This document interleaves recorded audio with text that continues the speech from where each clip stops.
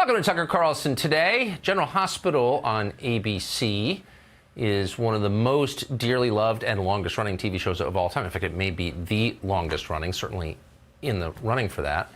On that show for the last 25 years has been Ingo Rademacher. He has played the character Jax from 1996 to 2021. He was recently fired from his job after a quarter century for refusing to comply with the injection mandate. He's now filing a lawsuit. Now, we were alerted to this by an Instagram video that he did. We want to open with this because it really sets the stage for the story we're about to hear from the man himself. But here's the video he put out to his fans. Watch. This is about thanking you guys, the fans of the show, and also the General Hospital crew and cast.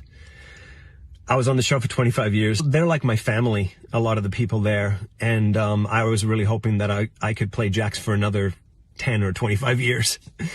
And unfortunately, that's not going to happen, obviously. So a lot of you come on there that say that you're vaccinated, but you stand for medical freedom. I love hearing that because I think it should be a choice. If you want to go get the vaccine, get the vaccine. If you think it's going to protect you, that's great. But you should be able to make that choice. I think we all need to fight this because I don't agree with vaccine mandates. Obviously, you already know that. I do not agree with corporations ever being able to mandate a vaccine to keep your job, to keep your livelihood. And a lot of people were coerced and forced into taking the jab. Otherwise, they would lose everything. And that's not a choice. That's coercion, and that is not freedom of choice at all. So I'm really frustrated with what's going on in this world right now. And this is what I want to say to all of you as well. Do not pass this fight onto your kids. Unfortunately, we're alive right now. We're the strong ones. We're the adults in the room, and we need to fight this.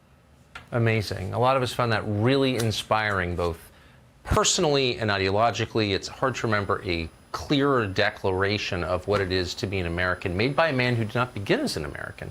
Actually, we're about to hear his story. Ingo Rademacher, we're really glad to have you. Thank you. I found that moving. About 20 people texted that to me, and I was really, so I'm grateful that you're here. No, thanks for having me on the show. So before we get into the details, before we get to the end of the story, or the current state of the story, let's begin at the beginning of the story. A lot of people watching that could detect a hint of an inflection in your voice. Where did you start your life? How did you get to where you are now? Grew up in Germany. Yes. Where? Northern Germany, near Düsseldorf. Yes. And my parents, dad was a graphic artist and a school teacher, and my mom was, she had this crazy idea to immigrate to Australia in 1981 to live a self-sufficient lifestyle on a farm. Ooh, I love her. Yeah. And, you know, they bribed me with a motorcycle that I saw the kids riding in Spain, because I saw the kids riding the little motorcycles, and they were like, well, you'll get a motorcycle, because I didn't want to leave. I had my cousins there. Of course. Who I love dearly still, and I'm...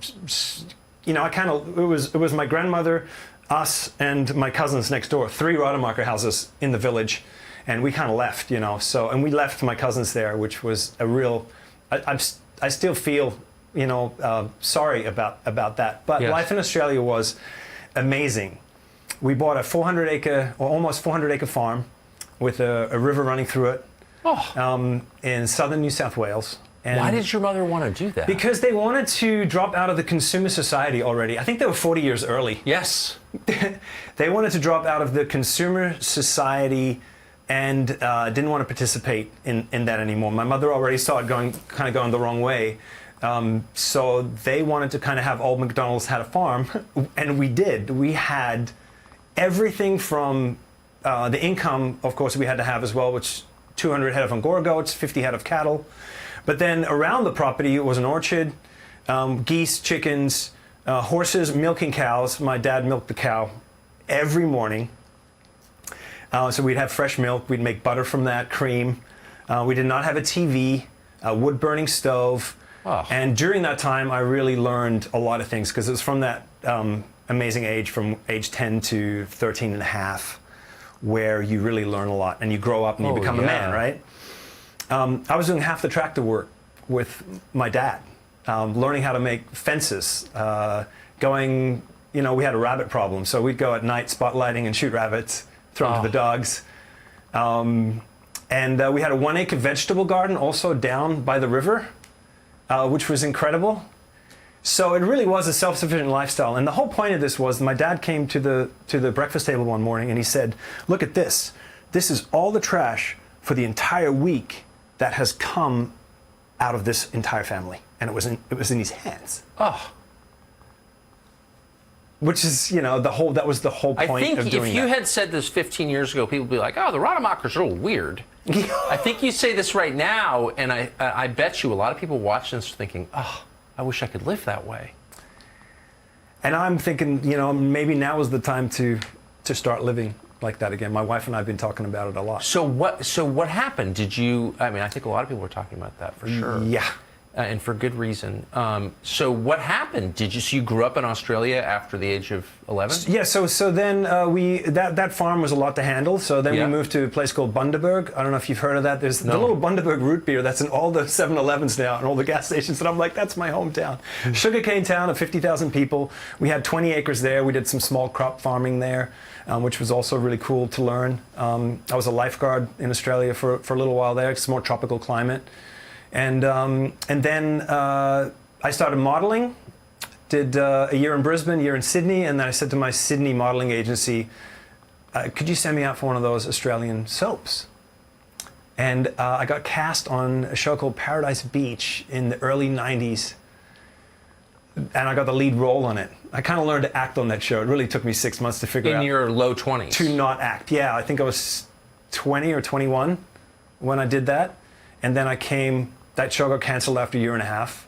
And then I came out to LA in 94, 95, got on General Hospital in 96, and have kind of pretty much been there the whole time. And, we were gone for like 5 years. We went to Hawaii in 2011. We lived on the Hawaii property for like 5 years and kind of just got out of the business. I was burnt out, actually. I was super burned out. One of the reasons I loved the principled position you took. I love your ability to explain why you're taking it. I love the risks you're taking, and I admire them. But I also, honestly, as someone who works in TV every day, I just always wanted to talk to someone who works on General Hospital about what it's like, because it's got to be, I think it's the single hardest job that there is in television. You're putting on effectively a Broadway play every day, but it's a brand new play. So what's that like? Like, what is the life like when you do that?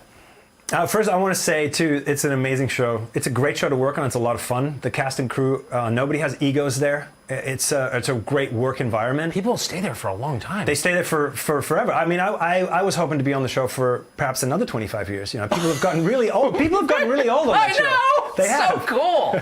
And the fans of the show, the fans are really amazing because they see you every day. They're a really unique bunch, and they come from all walks of life, and they come from everywhere. They may have even infiltrated your producing team, which might be part of the reason I'm actually sitting here having this conversation with you. We have at least two producers, one's in my ear right now, who are daily viewers of yours. I had no idea. They kept it secret. But when this happened, I sent your video around to everyone, and these two producers were like, oh, we watch every day! So cool. Because look, to be honest, I don't think I'm the most qualified person to have this conversation. This is never something that I wanted to do. This whole lawsuit and everything. It's just not me. But going back to the show, you wanted to hear about how we shoot. What is it like? So you make a brand new scripted production every day. So what is that like? We do more than one episode a day now too. So I'll tell you the schedule, how it works. And first I got to say, I've been lucky enough to work with some of the best actors in daytime. Laura Wright, Maurice Bernard, Steve Burton, Eden McCoy, my daughter, and Cynthia Watros, who just came on the show from Lost. She came on from the show Lost, who was amazing to work with, and everybody else there. It's just really good acting, great writing. And you know how the soaps were dying about 10 years ago? Yes. They were kind of just canceling them. A new executive producer came on, Frank Valentini, and I got to give him a lot of credit for this. I know he's going to hate me, of course, for what I'm doing, but this isn't about the show. This is about going after corporations for these vaccine mandates. Yes. So I'm sorry, but I have to do what's right. So he came on, he kind of saved the show because they needed somebody that could budget. Because they're expensive, right? And the viewership kind of started dropping after the OJ trial. We kind of really got hit. Subs got hit really hard with that. So now we shoot about 9 episodes a week. And what you have to do And that's to save money. We have about, I think we have about 12 weeks off per year. So the schedule in that way is great. You get a lot of time to spend with the family, but you also got a cram study. So how we do it, or how the better actors, of course, that come prepared do it, is you study really hard, you know your lines really well, and then when you come on set, you forget your lines, and you really just you have to. But when do you study? What time do you wake up? I'm starting to get personal, but I can't resist. Like, so what time do you wake up? What's your day like? The script really is the day before. You don't have time to read stuff a week. I mean, you can kind of scan over it maybe for the whole week if you have time. That's always good to know, so you know your story arc. But you don't really have a lot of time to prepare. So the night before, I would go over it, and then I would drive to work early in the morning at like 5 o'clock, and then sit in my room for like 2 hours and really cram, study it, and get it, just know it. And then I'll go run the scenes with the actor that I'm working with most of the time. And then you go up on stage, or in the mornings you block, you kind of know where you're going to stand. Yes. And all that. And then you do the scenes, and it's rehearse, record. Just one right after the other. Yes, and say you have 5 scenes in one set, like here. We have 5 scenes. You rehearse one, you record one. You rehearse one, you record one. And you have 4 cameras, and then it's like a little mini stage play, because it gets edited as you shoot. And I think that's the reason we get such great drama, such great performances, because if it's an emotional scene, you don't want to have to cut halfway through the scene. Well, many of them are emotional scenes, right? A lot of them are, yeah, because it's who slept with whom and who shot whom, and who's dying from what. It's fun. It looks fun. It's fun. I'm super bummed that I'm not there anymore. So you do 2 of those in a day? We shoot about 9 episodes a week, and that was when Frank Valentini came on. He kind of changed that shooting order, because before that it was really long hours, like 12 to 14 hours for the crew every single day. There was hardly any vacations, maybe over Christmas, New Year's, and you were working 365. So it has changed a little bit. So now we just work a lot more, and then we have a little bit more time off. What time do you get home at night Sometimes I'm actually done first thing in the morning. Like, I'll do 5 scenes, and we start at 8:30, and I'll be done at 9:30. So, wow. Yeah, but then again, you got to study again for the next day if you're coming in. So that never really ends the job, and you always want to be as prepared as you possibly can. You can't be too stupid to do a job like that, because you have to memorize a lot. And that memory muscle also comes... Does it? Yes, it comes. I've always wondered about that. Yes, it comes back. It comes back after a while. So when you first started, were you capable of memorizing a whole... I mean, that's a lot of dialogue. No. It's something it's a muscle that you have to... I don't know. You just have to, work it out, I guess. When I first started on soaps, I would spend the entire weekend at Paradise Beach. I would spend the entire weekend in the sauna almost, reading scripts and having 10 episodes completely memorized. So I don't want to get personal, but as a sauna person, I was amazed to hear you say in the sauna. So this is going to be super boring for most people, but the 10% who get it will be excited. Tell us the role of the sauna in your work process. We live in a pretty toxic, world right now. Yeah, physically. And also emotionally as well. Yes. We take on a lot of stress, and that creates toxicity in the body as well. So just from the clothes we wear, the air we breathe, living in LA, it's horrible.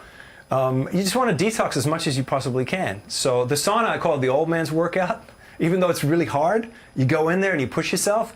And then I've added the cold tub, the ice tub to that as well, which you've got to get into. We'll talk about that later.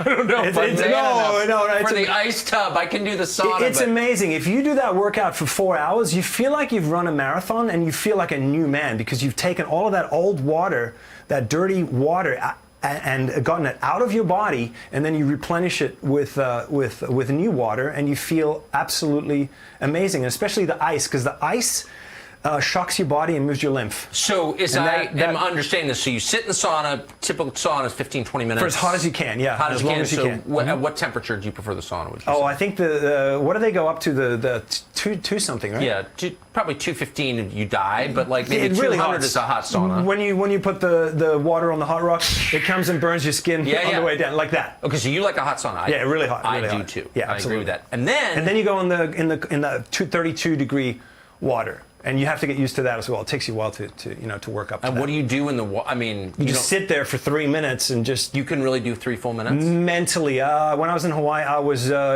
touching on the 3 minutes. My friend was really good at it. He was like, "Yeah, no problem at all." I'm almost there. I'm almost there. Do you go it's meant up to your neck? Oh, absolutely, yeah.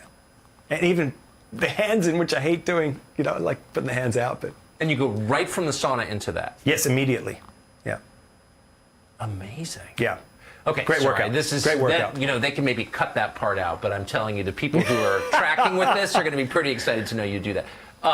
Wow. So you said that the other actors on the show, maybe because it is so overwhelming and stressful, like everyone kind of gets along. You said it's cohesive. Yeah, everybody gets along great because you don't want to have egos on a show like that, obviously, No. because we don't have time for that. Right. You just got to come prepared, be professional, have a little fun, of course, Yes. and get the job done and get it done as best you can. And I think General Hospital, we do a really, really great job because we have great actors and we have great writing. And when you have great writing, it makes it a lot easier. But when you have amazing actors to work off of, like I've been lucky enough to have, that's what really makes it. Because again, you're working off your scene partner, you're listening to what they're saying, you've forgotten the lines, and now you're just doing the scene what it's really about. And that's the magic of it, I think. Amazing. So you have this job that you love, that you've done for decades. You've got a crew, your fellow actors, writers, like you're happy. Yeah. And into this comes COVID. How did that change the work environment there? Well, we kind of knew that the mandates were coming a few months ago because Disney started already mandating it for their theme park employees. Yeah. And I'm still kind of blown away that I'm sitting here having this conversation with you. Yes. Because I never thought that I would do this, and I also never thought that I would ever be in a lawsuit or a situation like that. I'm not that kind of person. But I can't turn a blind eye when I see people being bullied and coerced. Yes. So I guess in a way this fight kind of chose me, and even though I'm the one that's bringing this lawsuit to ABC, Disney, this is much bigger than me. This is about basic human rights and the freedom, the medical freedom to choose, and it's about all the people that have already lost their jobs and the ones that are going to lose their jobs in the future because of these corporate vaccine mandates. And I'm confident, and I'm hoping that we can really make an impact, with this case.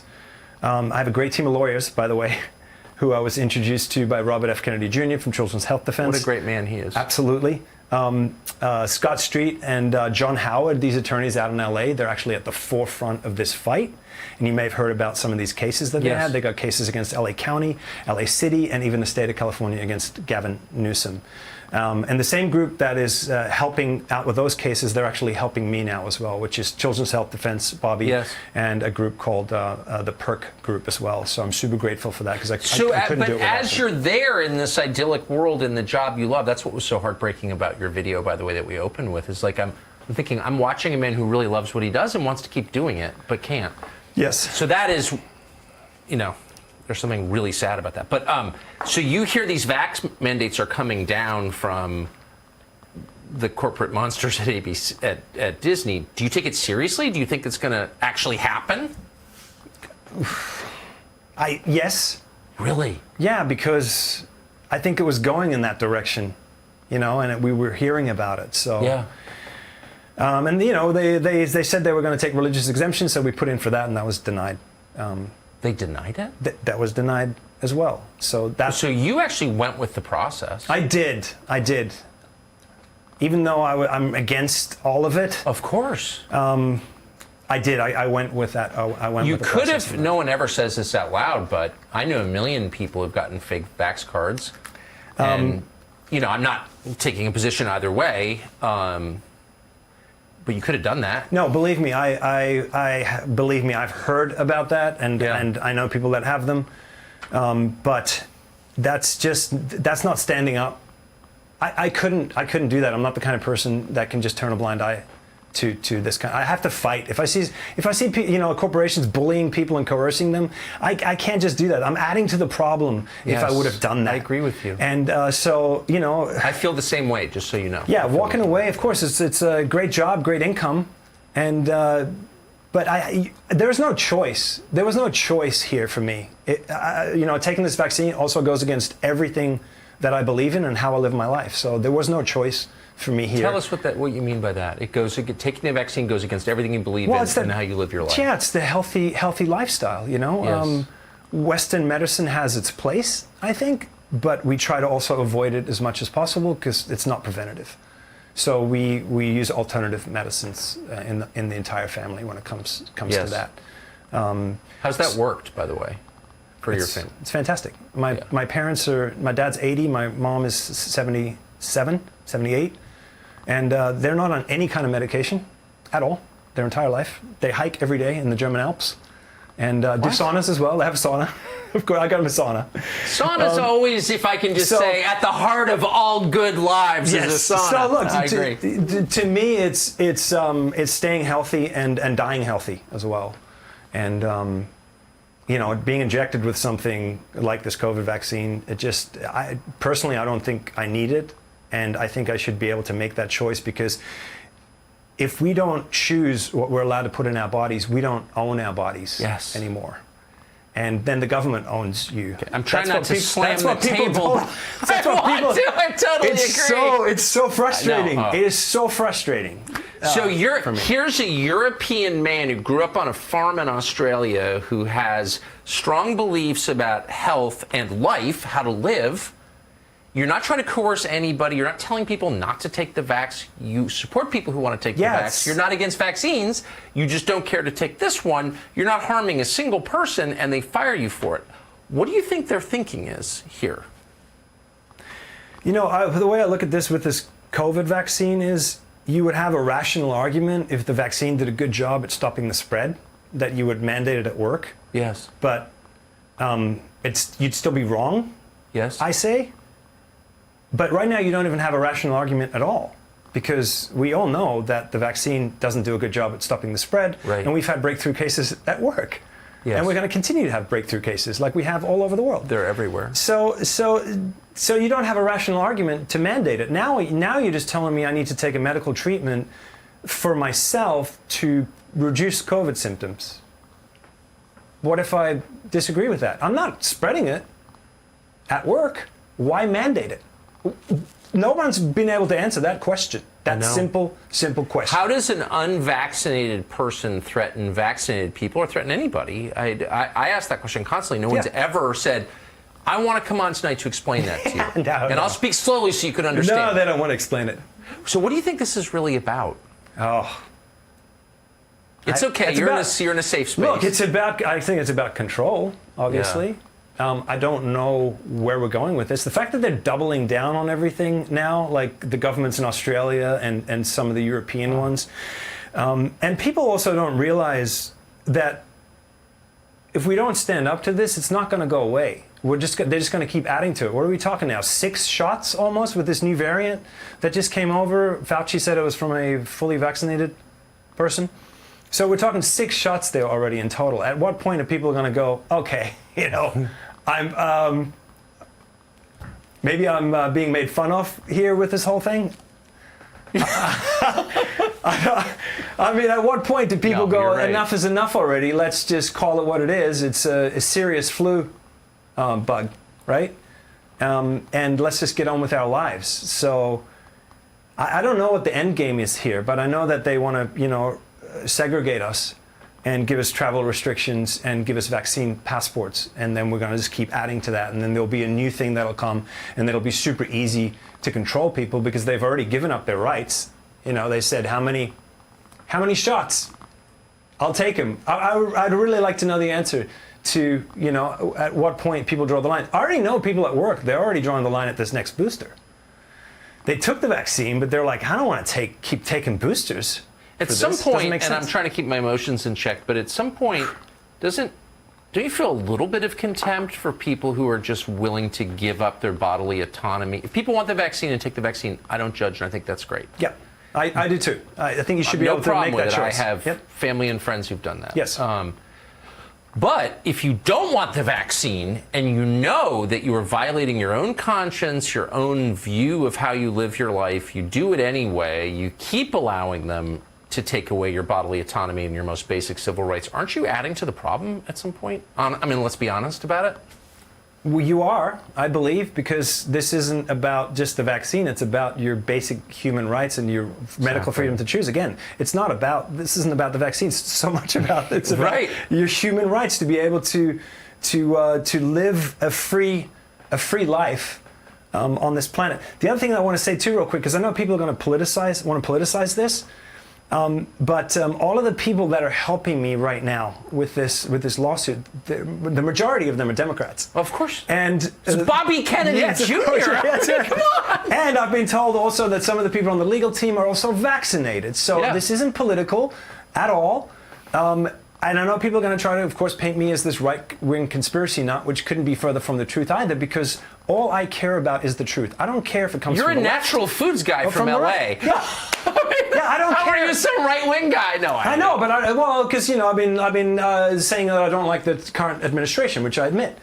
Well, they just took your job away, so why would you like them? They just took, yeah, they did. They took my job away. But also, one of the things that I'm super disappointed about too is that I'm the only one that's sitting here. There are lots of people in Hollywood, So what is that? Well, tell us what that. I mean, you live there. There are so many people in Hollywood. There are many people in the entertainment industry that I know that agree with my values and my views on this, and the massive social media accounts, but they're too afraid to speak up.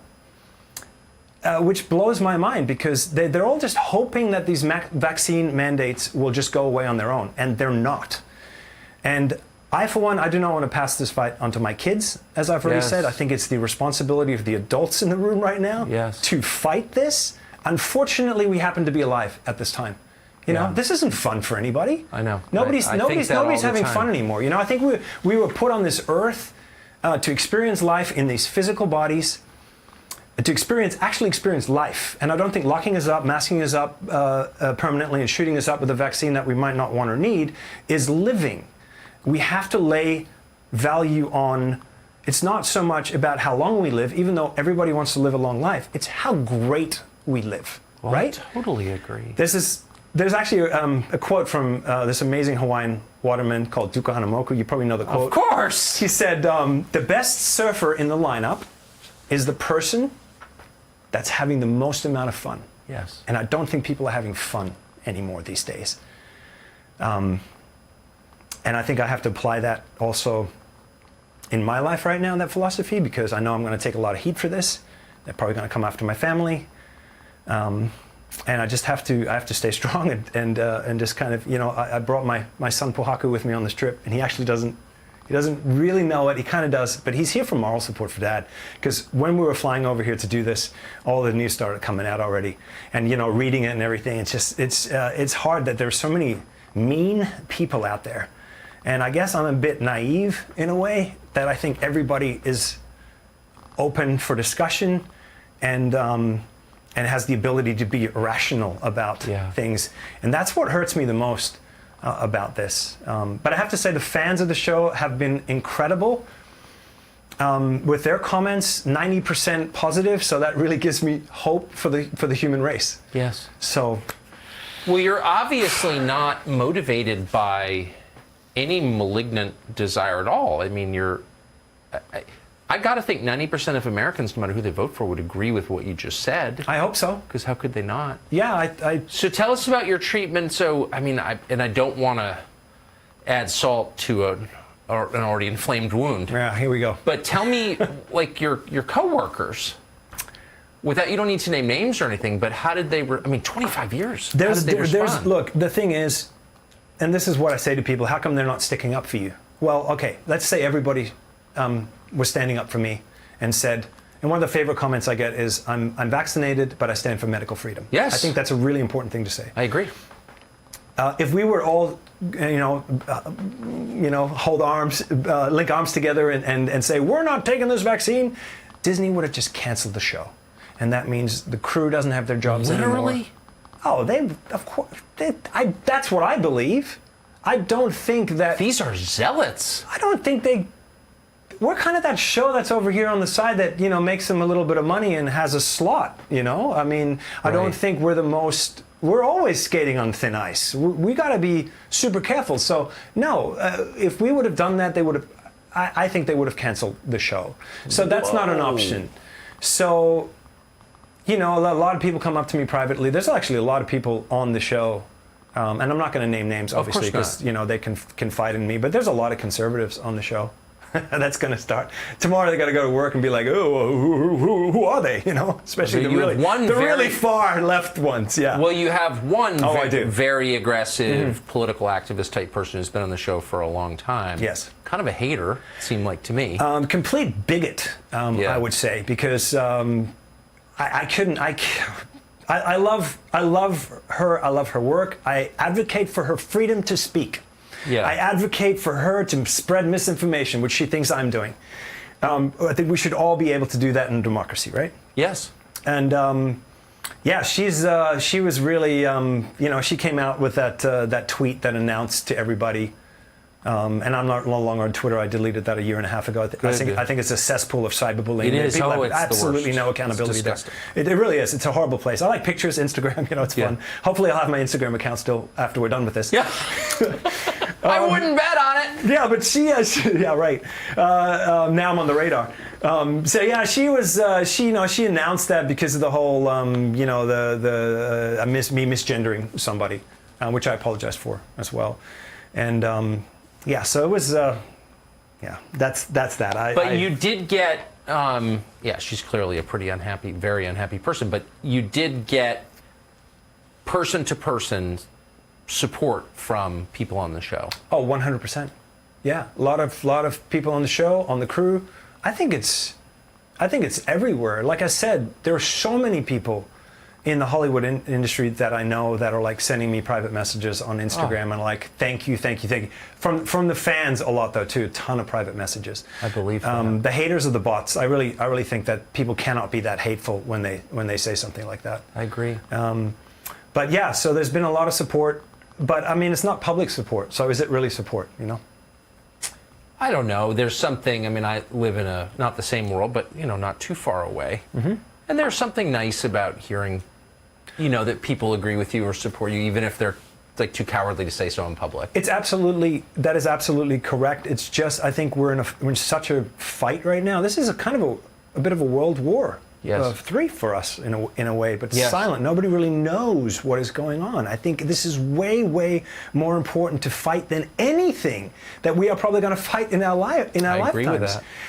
So the fact that people don't say something and it's like, oh, I just want to keep my job, you know, I just want to be safe and do all this. It's like, guys, you don't understand what's happening here. They keep pushing and pushing and pushing and pushing. Where do you think this ends? And they hope for people like you, for people like Bobby Kennedy, people like me, to just fight the fight. And that's what upsets me. And I understand that people don't want to lose their jobs. I totally get it. It's a really hard choice. It was a hard choice. I mean, it wasn't a hard choice for me to leave because I can't take the vaccine, like I said. But what did your wife say? My wife is 100% on board with me. She would have to be. You'd have to have that, I think. Yeah. So, you know, she's been amazingly supportive. And she let me bring my son on this trip as well because I was going to come by myself. But that's got to be a hard conversation. I mean, after all this time doing it, and you say to your spouse, you know, I can't do this. Well, she's on board with that as well. You know, Good. She believes the same things that I believe in when it comes to this particular vaccine, and so it wasn't. There is no choice. Ah, what a great picture There is no choice. So, oh, there's my lovely wife. Oh, that's the best. Oh, where'd you meet her? I met her in Hawaii. I bought my house there, and I met her running the beach. We were both working out together at Waimea Bay. Oh, nice. And I saw her working out, and yeah, and that was, it took 6 months. I crashed and burned really badly with the first time I met her. And then I went back 6 months later, and we ended up talking some more. And you know, that was that. Oh, that's wonderful. The rest history. 3 kids later, I have a daughter. She was just born 6 months ago. No The way. joy of, she's the absolute joy of the family. I can't say my life because my kids too are the absolute, you know, joy. But she, you know, we have a girl, which we we never thought we would have. She's a vasectomy baby, by the way, which is even more of a more of a miracle. Yes, yes. That's crazy. Yeah, there she is. Yeah. Did you get any kind of refund or? No, I did the hippie snip, I call it. Do you know what a hippie snip is? No, I don't know if I want to know. Yeah, Are there rubber bands involved? No, there aren't any. The thing is, there aren't any titanium clips to clip the ends, which you're supposed to do after you cauterize. You're supposed to tie it all up. I didn't do that because I didn't want my chi blocked. So I said, no titanium clips in my area down there. I don't want that. I said, just cauterize it and we'll hope for the best. And it worked for a year and a half. And then my wife's like, what the? I'm pregnant. So, of course, I immediately did the sperm count test and boom, something grew back together. And then 5 years later, it was a good thing because she was meant to come. My wife always knew that she was going to have 2 boys and a girl. And then it eventually happened. I mean, it's an amazing story because of the whole vasectomy thing. I remember when I had it and I cried because my wife goes, I'm sorry, you're not going to have a daughter. Yeah. You can't have too many daughters if you're a father. I have many daughters, and I love it. It's amazing. It's really amazing. Well, when you have a daughter, you're not going to die alone. She will be there. It's true. It's totally true. The boys will be like, he was a good guy. Whatever happened to him? I liked him. Daughter, it's like bedside vigil. It's good. That's incredible. Yeah. So tell me, from the sublime to the awful. Tell us about your suit against Disney. Like, what does the suit argue? I think right now it says that it's unconstitutional. Yes. So it would be amazing if we can do that. And then I believe later on we're going to add religious discrimination to that as well. Good. So that's all I really know about. I mean, the lawyers are really the ones that are. But so in other words, you're arguing purely on principle here. Yes. God, I cannot believe you're in this. I mean, you're an actor on General Hospital, and all of a sudden, you turn out to be this sort of lion for civil liberties and democracy. I mean, this must be bewildering for you. It's one of those things. Like I said, I think this fight chose me. Yeah. Because I can't tell a lie. I'm a terrible liar. My wife says, she goes, I'm naive, and I believe that everybody is good. I want to believe that everyone on this earth are good people. So, for me, there's no choice here. I have to do this now, and I have to fight this so we don't pass it on to our kids, like I said again, because it's not fair. It's not their fight. Right. And my 13-year-old boy is going to be introduced to the working world here very, very soon. Really soon. He could start already. He actually wants to be an actor. They both kind of wanted to get into it a little bit, so I would allow that. Right now, there's not even that opportunity. And when he does, become of age and comes into the working world, I don't want him to have to deal with any of this. Yes. It's not right. So I'm hoping that, with these lawsuits, and the ones that I'm helping with as well to bring awareness to the LA City, LA County lawsuits. The county lawsuits are thousands of people. Their jobs are on the line here. Yes. So now I'm getting more involved in that entire thing. I'm getting more involved with the PERT group and Bobby as well. So now now I've opened Pandora's box, right? You might as well keep going. So no, I have to. I guess this is kind of like a warrior coming out of me in a different way, for our freedom and our basic human rights. Again, it comes down to basic human rights. You are a great spokesman for it because I'm trying to think of a less dippy way to put it, but your spirit is pure and you can feel that. You don't have some weird agenda. You're totally upfront about what you believe. Right. Your values are American values. It's like you're really... Yes, I love this country. I'm starting to know a lot more about it. So I got to ask you, last question. This is kind of a far-out question, but it's something I've been thinking about a lot recently. So you grew up in a family I knew a lot of, kind of educated hippie types. I don't know what the word would be in Germany or Australia, but people who appreciate nature, who are a little bit suspicious of the consumer society and of all these weird chemicals and all this stuff, right? Yes. A lot of those people are gone. So when this vaccine thing happened, I expected all of Marin County moms to rise up and be the organic peanut butter ladies. Oh, I know Marin County. Yeah. To be like, no, we don't even eat Skippy. We're not putting this crap in our bodies. Marin County had the highest rate of compliance in the state of California. Yeah. So, what happened to all the hippie moms, like your mom, Well, clearly your mom has kept the faith, but where's everybody else? It's a good question. I don't know the answer to it. I grew up around people like that, and I always made fun of them. Somebody actually said to me the other day. Now I love them. She said, somebody said to me the other day, all of the hippies that were the hippies back in those days, they're all voting Republican right now. Yeah, well, that may be right. Because they're against this. I think the left went a little bit too far left, you know. And I don't want to rip on democratic values, obviously. No, I get it. Well, I believe in democratic values personally, civil liberties. Yeah, exactly. So, yeah, I think those people, I don't know where they are. I don't know where all of the, I think we've become a weak society. We can't say no anymore. We can't speak against the grain for some reason. I think that's one of our biggest problems in society. We're just not strong enough. People aren't strong enough to go, hang on a second. That's not right. This isn't right. This is not okay. Yes. And I think that's where we've kind of landed. We've just become soft. Wow. Your life has taken turns that nobody could have predicted. No. And like I said, I don't want to be in this fight either, you know. But I think America benefits from this. Yeah, and like, you know, Bobby Kennedy's a friend of mine. He also doesn't want to be in this whole vaccine fight either. He took it on because he saw what was happening. I'm actually reading his book right now, Real Anthony Fauci. We had him in that exact seat. I know, and we talked about it. And I think it's really eye-opening. It's current.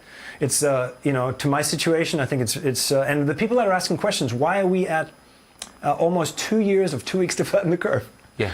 You know, so I think the answers are in that book. I think it's the number one best-selling book this year in the United States of America. Number one this year. So that tells you, with no promotion, not one single review.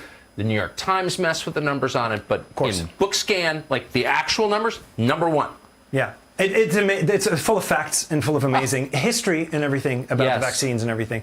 Bobby is a really good researcher, I have to say. Amazing. And, I got to thank him because he really started this whole thing with me when I was like frustrated and didn't know where to go with this. I texted my friend. I said, "Hey, you still got Bobby's number? You know, his cell phone." He texted it to me. I text Bobby. He texts me back his address, and he says, "Come on by. We'll talk about it." Because I had questions about the vaccine mandates when all of this was going on, and we actually went for a hike together, and you know, we've been talking a lot lately. So really got to thank Bobby. He's a very humane and decent person. He said to me, "I'm not betraying confidence." I said, "Doesn't it bother you that you've basically been written out of polite society?" He said, "I've got 7 children. They love each other, and they love me. So at this point, I don't care." Yeah, family is the most important thing. Amen. Family is the absolute most important thing. I just love that so much. Yep. I really enjoyed that conversation, and I hope that we see you a lot. Thank you, Tucker. I appreciate it. Ingo Rademacher. Remarkable. Tucker Ross Today is the name of the show. New episodes every Monday, Wednesday, and Friday here on Fox Nation. Of course, we will see you every weeknight, 8 p.m. on the Fox News Channel.